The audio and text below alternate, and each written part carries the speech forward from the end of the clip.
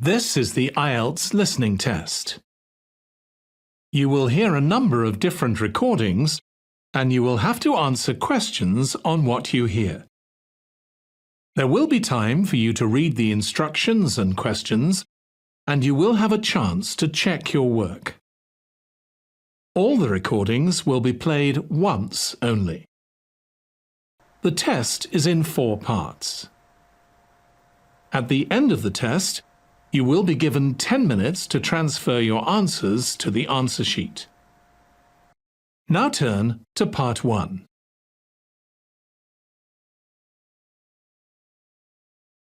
Part 1.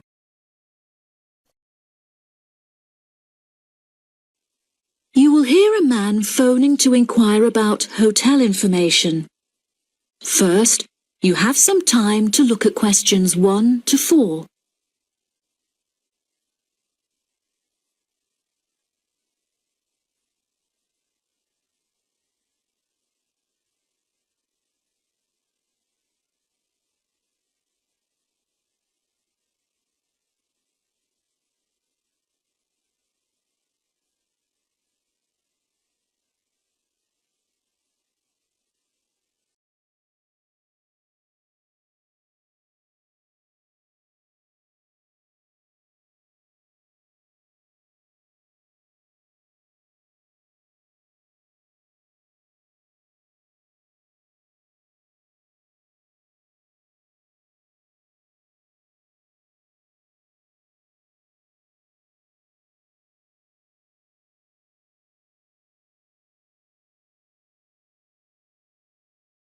Now we shall begin.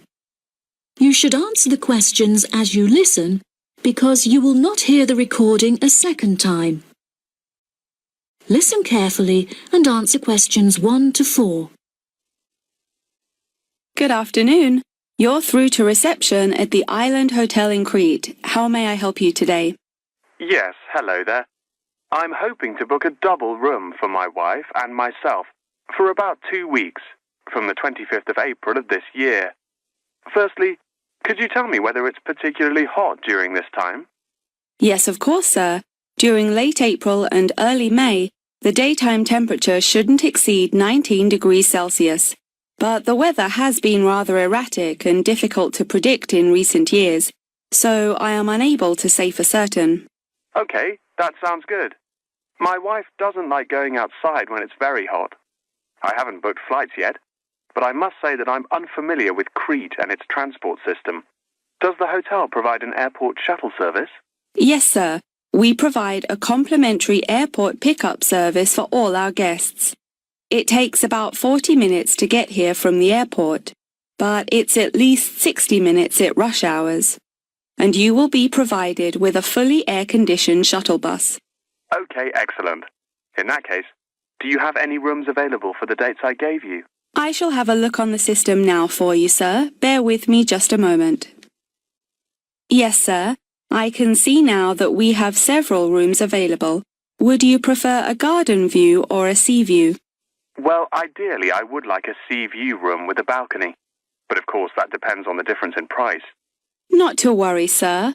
All of our standard double rooms have ensuite facilities and a balcony. If you would like one of our sea view rooms, there is a premium of €60 per night. Okay. So could you tell me the total nightly rate for a standard double room with a sea view? Yes, of course, sir. For the spring months, our rate is €216 per night. For 14 nights altogether, this will come to €3,024. Perfect. I also read on your website that the hotel has gym and spa facilities.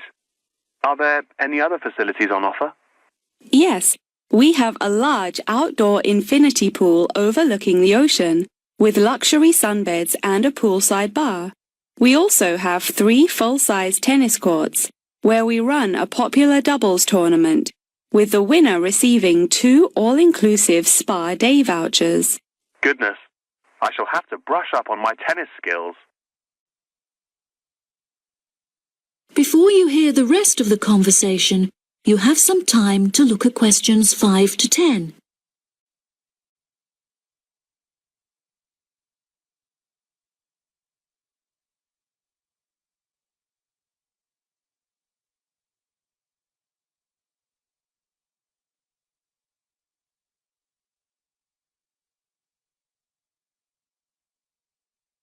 Now listen and answer questions 5 to 10. Are there any other activities organised by the hotel that we can partake in? It's just that it's our wedding anniversary on the 30th of June, and I would like to provide my wife with a perfect romantic getaway. I can assure you, sir, that your wife won't be disappointed. Ours is a 5-star resort, which is renowned for its luxury and beauty. In terms of activities, the hotel provides thrice-weekly entertainment. On Tuesdays, guests will take a minibus and partake in learning to cook succulent fish dishes with our Michelin-starred chef Enrique. The class will take place in a beautiful valley deep in the Cretan hills, where guests will be treated to an intimate piano performance by our in-house concert pianist Pedro. On Wednesdays, a select number of guests will be fortunate enough to explore the mountains by helicopter, before being transported to a tropical Cretan garden by shuttle bus. Finally, on Thursdays, after a fancy dinner, we provide a spectacular fireworks display, which guests can view from the comfort of a cable car. Oh, wow! That all sounds absolutely wonderful. I shall book the room now, and then I need to look at flights so as not to become extortionate. Would you like to take my details now or later?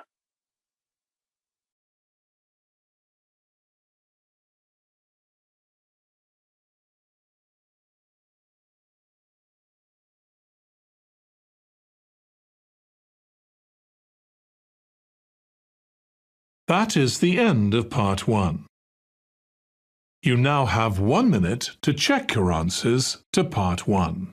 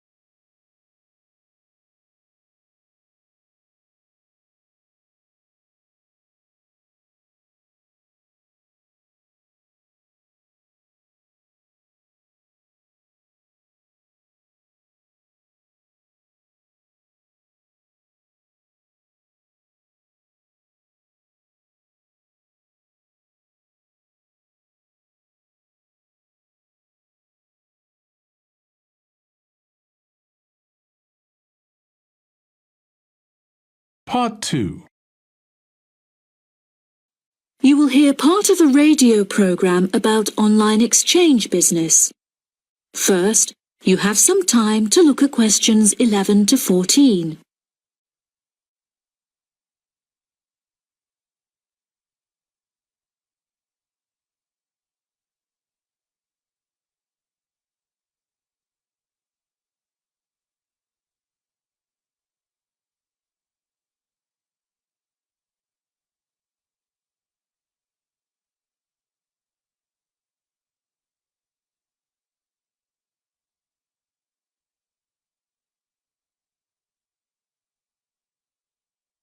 Now listen carefully and answer questions 11 to 14.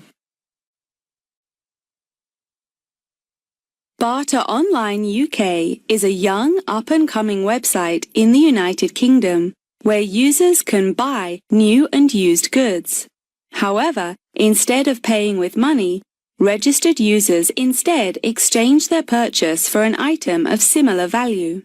This part is perhaps the most complicated, as the registered users themselves must mutually decide on an appropriate value, with value either being the recommended retail price, RRP, or simply how much they believe the item to be worth. The website has been founded by a group of 4 friends in the north of England. Originally, they exchanged their belongings among family members. They frequently found themselves swapping their belongings when they no longer had any use for them. They live by the motto, "One person's trash is another person's treasure," and hate to throw things away. As more and more people caught wind of the idea and wanted to participate in the exchanges, the group decided that the idea had the potential to become a successful business venture, and so it did. Barter Online UK is a startup online business, which took 3 months to set up, and has now been running for around half a year.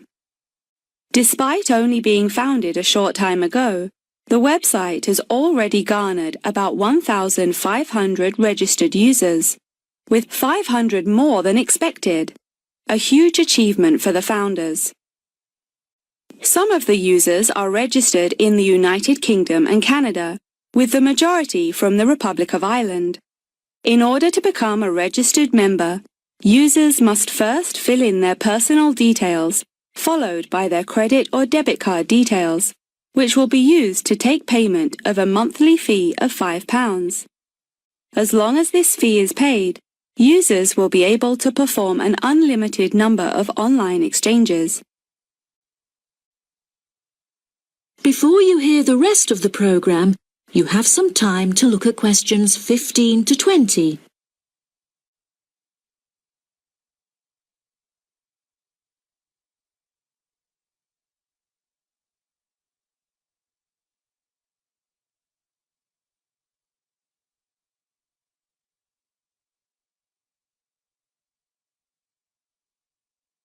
Now listen and answer questions 15 to 20. A multitude of items are sold on the website, such as textbooks, soft toys and tools. However, books for children and computer games are by far selected most. The exchange process itself is not as complicated as it might seem.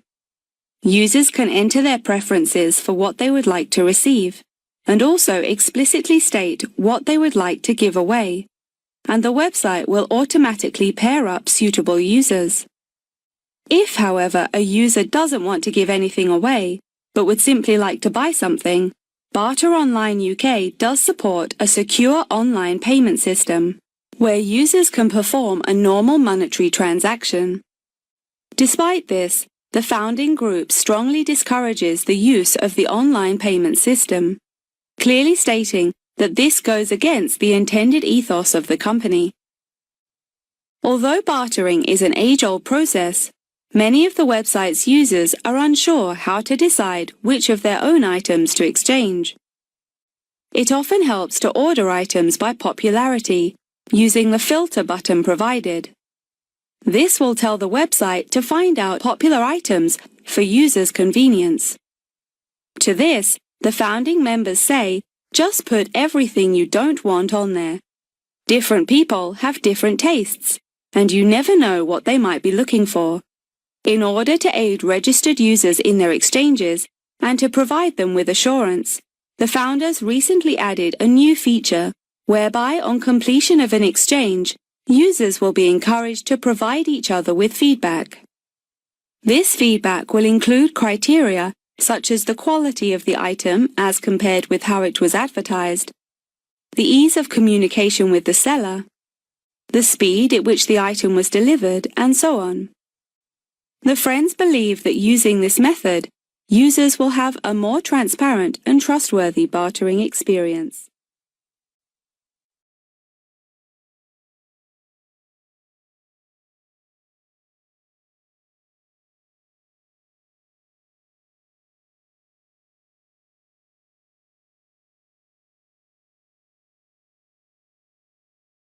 That is the end of part 2. You now have 30 seconds to check your answers to part 2.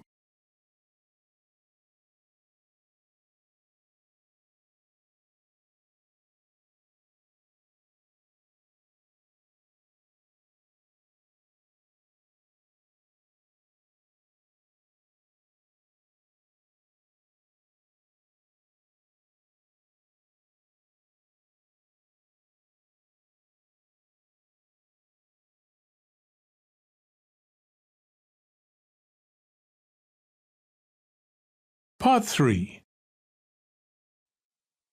You will hear Tom and Annie two students talking with their professor about the assignment.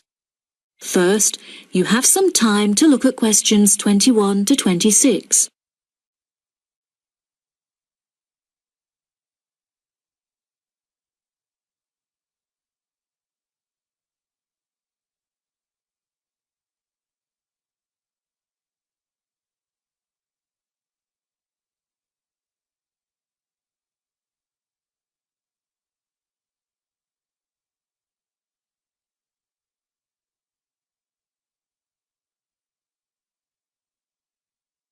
Now listen carefully and answer questions 21 to 26. Professor Tomlinson, may Annie and I please quickly ask you a few questions about the reflective journal assignment? It's just that we're a bit confused as to what you want us to include and discuss. Yes, of course. What are you having trouble with? Well, everything really. To start with, what should be included first in the reflective journal? Perhaps suggestions from others? No. Firstly, you should include the study goals you set yourself at the beginning of the module. This section should have been discussed in some detail towards the beginning of the course by Professor May. You should be able to find her suggestions on the slides she has provided the class online. OK, thank you, Professor. Could I also trouble you to take a brief look at my bibliography and footnotes? I feel like they're missing something. Most of our friends' bibliographies are longer. Well, looking at this, Annie, I can see that you have used a wide range of resources, which shows that you have made effective use of communication technology. As far as I can tell, you need not make any changes to this, although you might want to double-check that your referencing complies with the Harvard referencing style regulations. Oh, I'm very surprised you've said that. Thank you. Now I can set my mind at ease. Tom, you said you wanted to ask the professor about the achievement section. Yes, Professor. In the assignment guidelines, we're asked to introduce and elaborate on our biggest achievement in the past, saying which skills we learned in the process and how these skills can be transferred to various different future careers. The only problem is that I don't know what my greatest achievement actually is. I've only ever worked as a waiter in a hotel restaurant during the summer holidays from university. If you worked as a waiter in a hotel restaurant, you're bound to have worked with other waiters as part of a team. Would you say that during your time as a waiter, you developed any leadership skills? Yes, well, I suppose I was asked to become the team leader of the food and beverage department, but that's hardly an achievement. You might not think so, but if you write that you were offered the position of the team leader, it shows a lot more about your character. For example, that you're charismatic and work well in a high-pressure situation. I never would have thought to write that down. Thank you. I guess I should start listening to others more often. Annie, do you have any more questions, or are you ready to go back to the library? Yeah, I think I've got everything I need. Thank you very much, Professor Tomlinson. That was really helpful. I'm actually starting to look forward to writing this now, and it should be a really useful exercise to prepare us for writing CVs and applying for jobs. It's shocking how bad I am at identifying my strengths and weaknesses. Professor Tomlinson has shown me that I definitely need to start displaying some self-awareness. Yeah, Tom, you really do. You're always so modest. Modesty is great until it comes to applying for jobs. Before you hear the rest of the conversation, you have some time to look at questions 27 to 30.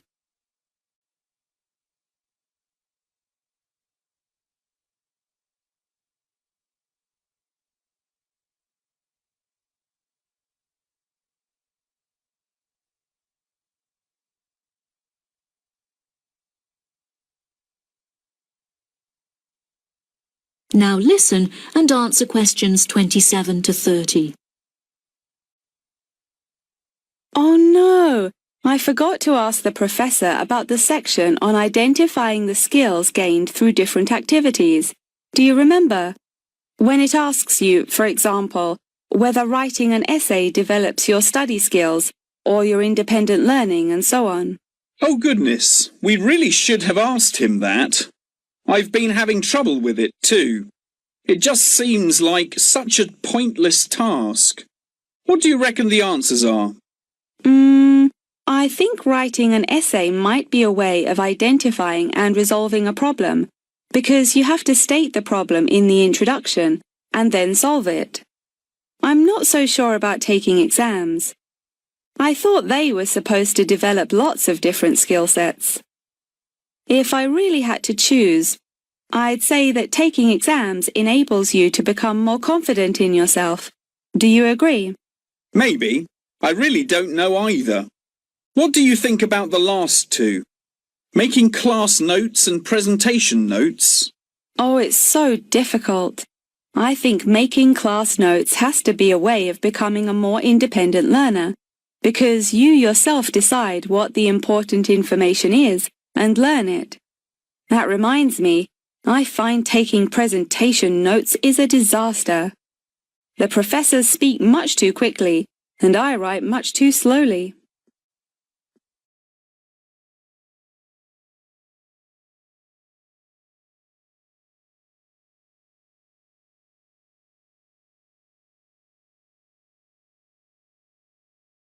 That is the end of part 3. You now have 30 seconds to check your answers to part 3.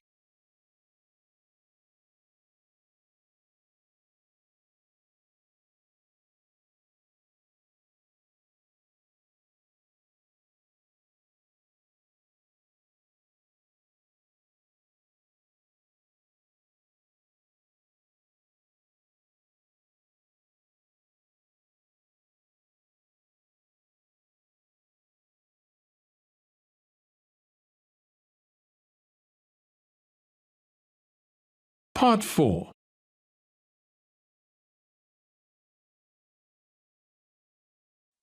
You will hear a talk on the research of the behaviour of chimpanzees. First, you have some time to look at questions 31 to 40.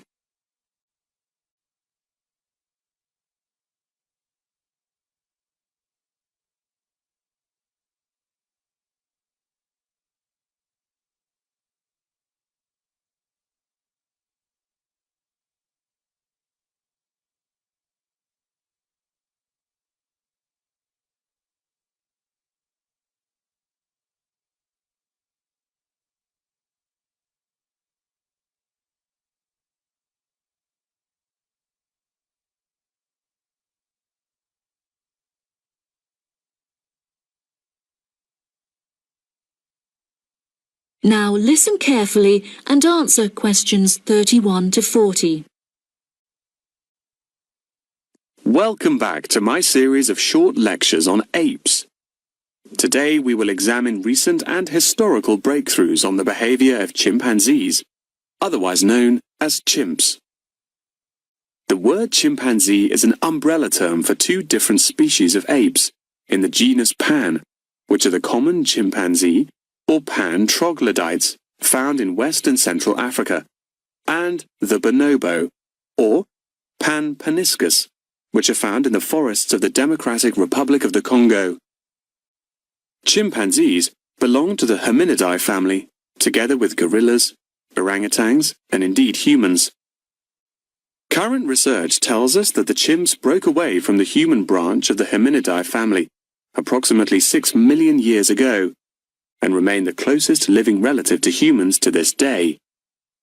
More modern researchers into chimpanzees have centered on their behavioral characteristics, once all biological and genetic factors have been ruled out. In this way, scientists have unearthed an unfathomable amount of similarities between human and chimpanzee behavior.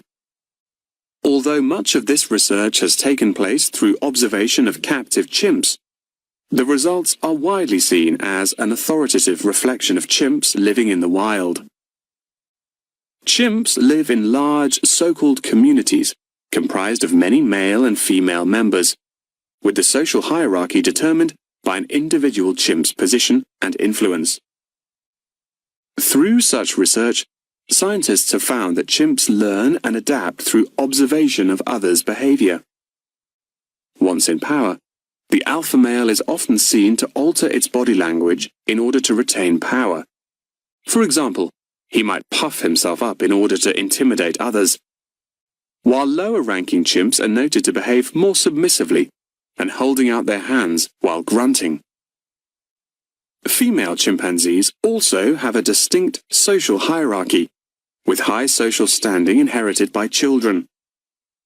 It is not unheard of for dominant females within a community to unite and overthrow the alpha male, backing another in his place.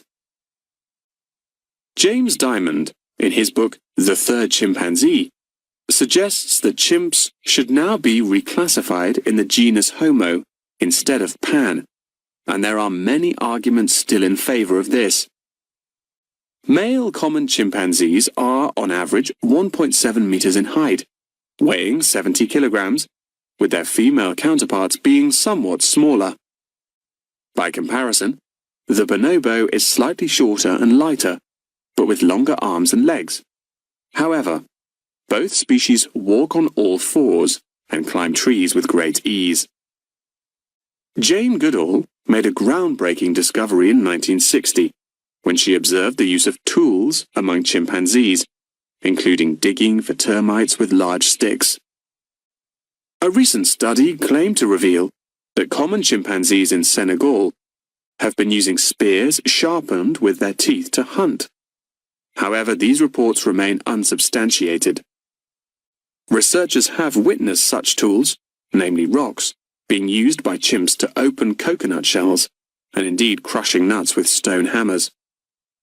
As scientific technology has developed, so too has our knowledge of the sheer extent of the chimp's intelligence.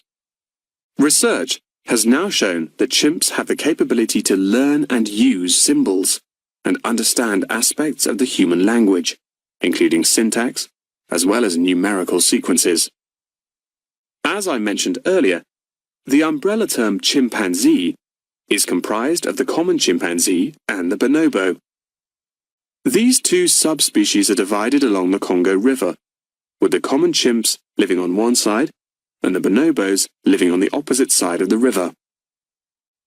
Over the past few decades, both of these subspecies have witnessed an alarming decrease in population density, with animal activists now working harder than ever to protect those remaining and encourage procreation.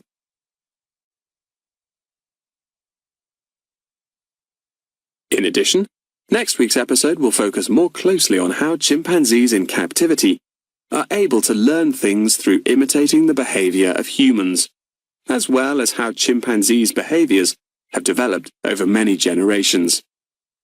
Thank you very much for attending this evening's lecture.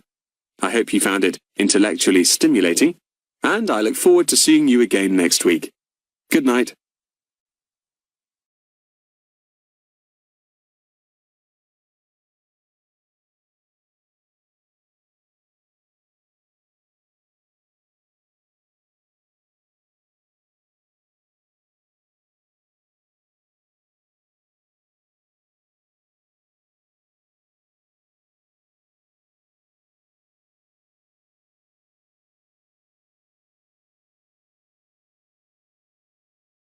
That is the end of Part 4.